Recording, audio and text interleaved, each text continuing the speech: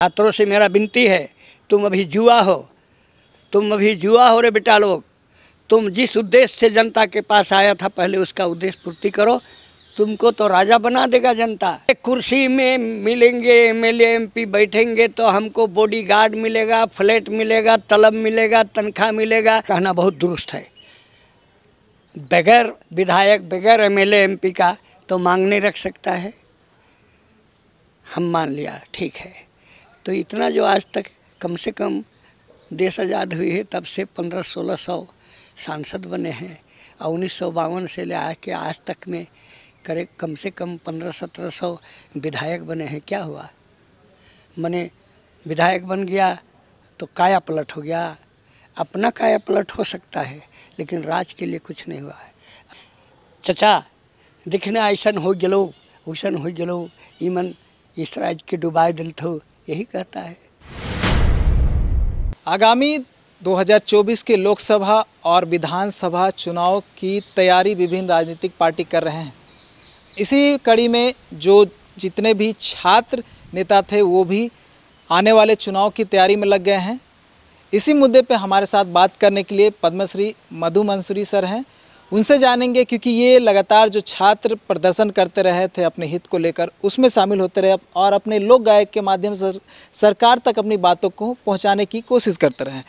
आप कई बार छात्रों का जो प्रदर्शन हुआ शामिल हुए, अपने लोक गीत के माध्यम से सरकार तक अपनी बातों को रखने का प्रयास किए। अब वही छात्र जो है राजनीति में दिखाई देंगे, इसको कैसे देखते हैं? जो छात्र लोग खास करके हम असली बात, पहले अलग राजकीय आंदोलन था, अभी स्थानीय नीति की बात है।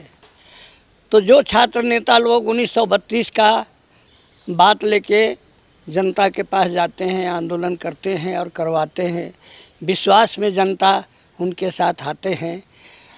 अभी वो लोग काफ़ी दिलचस्पी रख रहा है राजनीति में आने के लिए, चुनाव लड़ने के लिए। ठीक है, आप चुनाव लड़िए, लेकिन आप जनता के बीच में जो जबान दिए हैं 1932 का खतियान ही हमारा आधार होगा स्थानीयता का, तो आप उसको निभाइए। अगर नहीं निभा सकते हैं तो जनता को मत बरगलाइए। हम इसलिए बात भी बोल रहे हैं क्योंकि मैं बचपन 10 दिसंबर 1960 ईस्वी को झारखंड आंदोलन का पहला गीत गाया हूँ और आज तक गा रहा हूँ। अब तो मेरा उम्र बदल गया है तो अब तो पश्चाताप कर रहा हूँ कि हर आदमी धन बटोरने में रह गया। हमने तो अपना समय शक्ति बर्बाद किया, अपना नौकरी बर्बाद किया, अपना परिवार बर्बाद किया। यहाँ तो मंगरा बुधवा लोग अरबपति हो जा रहे हैं। गबन घोटाला भ्रष्टाचार इस पवित्र राज में संस्कृति बन जा रहा है।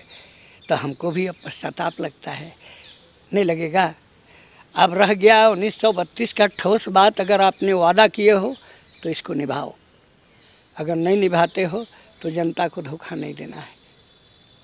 क्या लगता है जो जितने भी छात्र नेता हैं जो प्रदर्शन करते रहे हैं, विभिन्न छात्र हितों की बात करते रहे हैं, मुद्दों को उठाते रहे हैं, क्या वो मतलब मोटिव ही यही था या फिर उनको बस रास्ता नहीं मिल रहा है कैसे सरकार तक अपनी बातों को रखा जाए?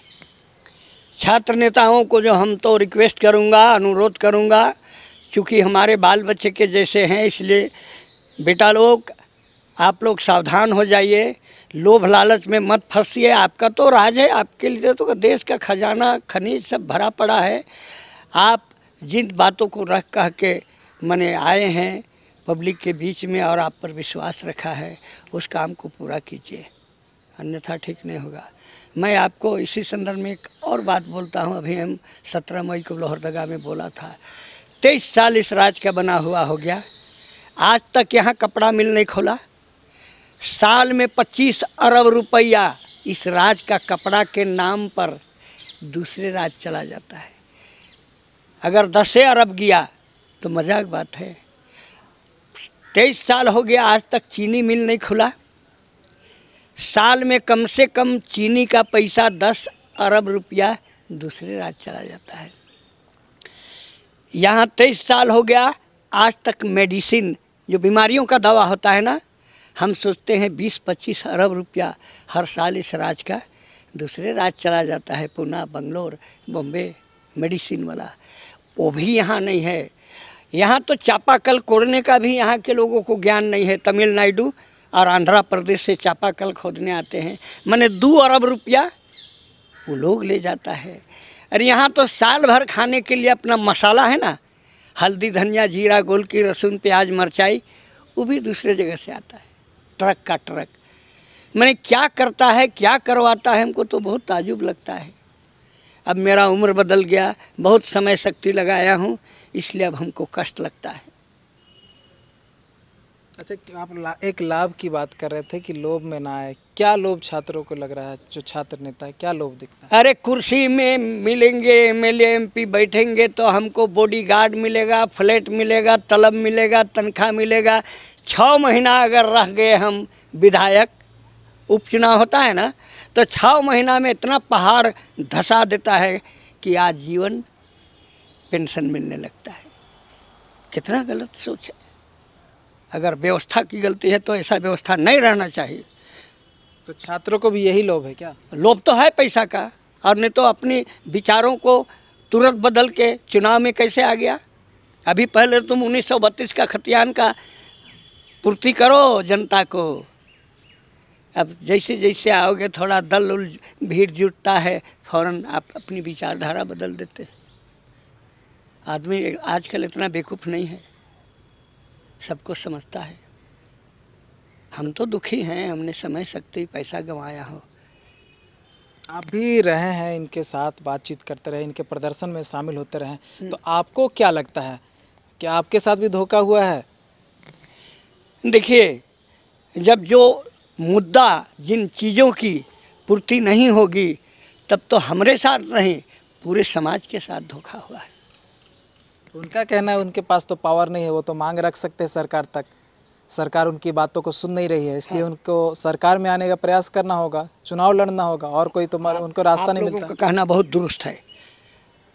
बगैर विधायक बगैर एमएलए एमपी का तो मांग नहीं रख सकता है।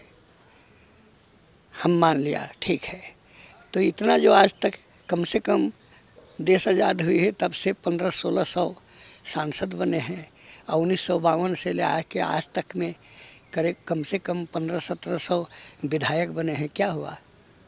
मने विधायक बन गया तो काया पलट हो गया। अपना काया पलट हो सकता है, लेकिन राज के लिए कुछ नहीं हुआ है। अरे ग्रैंड ट्रंक रोड जैसा हाईवे सब बन रहा है, गाँव में रोड की स्थिति ठीक नहीं है, रोजगार की स्थिति ठीक नहीं है। ये सब बात तो होना चाहिए ना। आखिर राज क्यों लिया? जितना इस राज्य में करीब करीब 27-28 प्रकार का खनिज है जी, और यहाँ के लोग मोहताज हैं। अब बोलिए तो कोयला का बारे पेपर मीडिया में जब पढ़ता हूँ तो कष्ट लगता है, नहीं लगेगा? हम इस राज्य का खानदानी आदमी है, मेरा आंगन से ले उठा के दूसरे चला जाता है, और हम लोग को 1 किलो नहीं मिलता है। अच्छा, तो आपको लगता है कि ये सब छलावा है? वो खुद का हित देख रहे हैं, राज्य हित नहीं देख रहे? आज तक तो हम यही देखा। जब हमारा मुख्यमंत्री लोग जेल चला गया तो हम क्या सोचेंगे, क्या सोचेंगे बोलिए? मतलब छात्रों को लेकर भी आपको यही कहना है, जो छात्र नेता आप, वो लोग भी खुद का हित देख रहे हैं, राज्य हित नहीं देख रहे हैं? छात्रों से मेरा विनती है, तुम अभी जुआ हो रे बेटा लोग। तुम जिस उद्देश्य से जनता के पास आया था, पहले उसका उद्देश्य पूर्ति करो। तुमको तो राजा बना देगा जनता राजा बना देगा। तो 1932 ले आएंगे? लाए, वो लोग यही वादा किया है तो लाए, लोग स्वागत करेगा। उसके लिए तो पहले पावर में आना होगा ना। तो पावर में तो कितने लोग आया, क्या किया है? पावर में तो बहुत सारे लोग आया, तो क्या किया है? क्या परिवर्तन हुआ?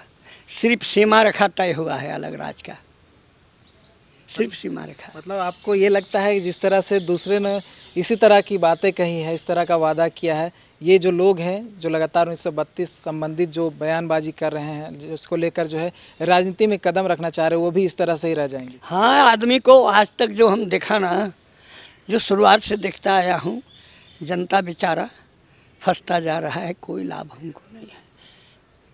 1 रुपये किलो चावल मिलता है गरीब को, तो उससे क्या होगा? 1 किलो चावल अगर 20 किलो मिल गया तो उससे उसका बाल बच्चा का भविष्य सुधर जाएगा, संवर जाएगा।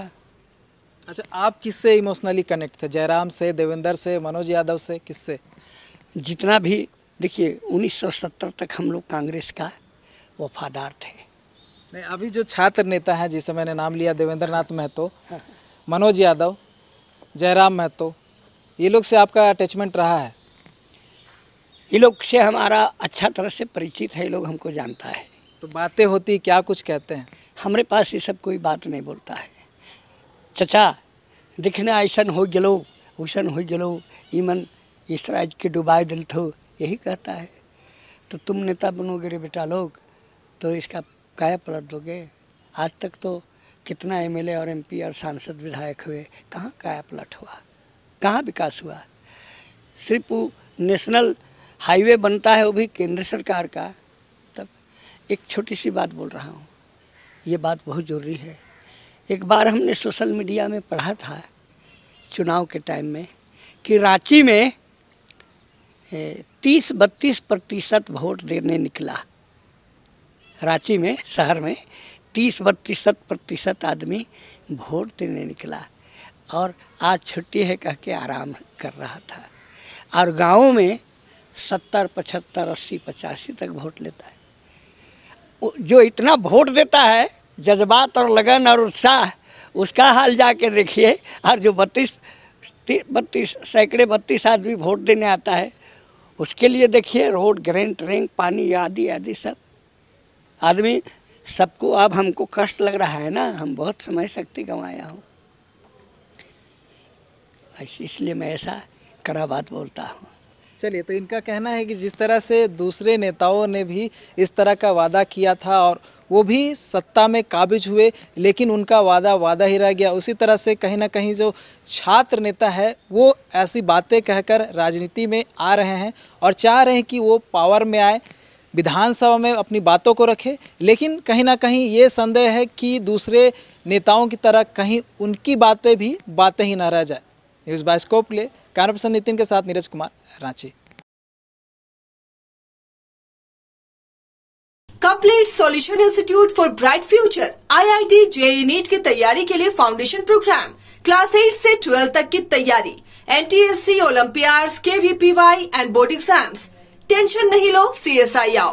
Complete solution institute near DPS school behind Carnival banquet hall, डिपडी बाईपास रोड, रांची।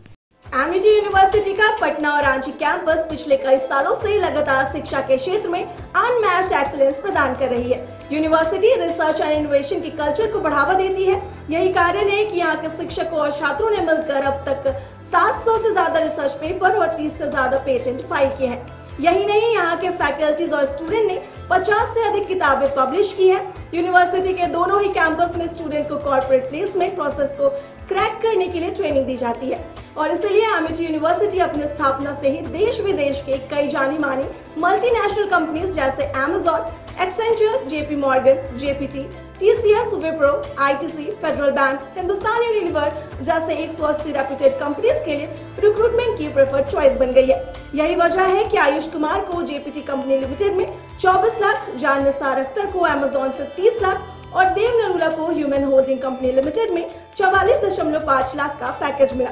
वहीं सुमन गुप्ता को पैलो ऑल्टो में मिले 47 लाख के हाईएस्ट पैकेज से यूनिवर्सिटी ने बिहार और झारखंड में एक नया रिकॉर्ड कायम किया है।